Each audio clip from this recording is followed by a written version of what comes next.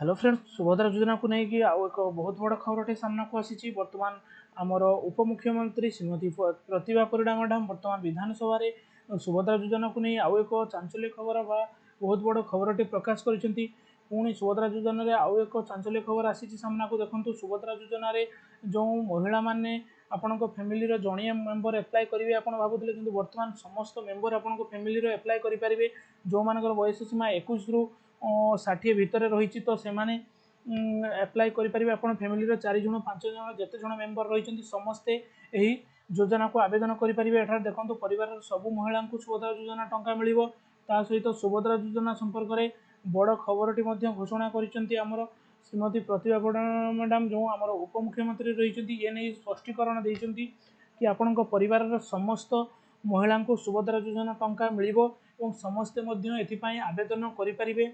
आपण जदि छात्रवृत्ति पाउथिबे जो झील मैंने कि बहु मैंने जो मैंने छात्रवृत्ति पाउथिबे कॉलेज रे पढ़ुथिबे जो मान बयस 21 रु 60 होइतिबो तो सेमाने भी मध्य एथपाई आवेदन करेंगे।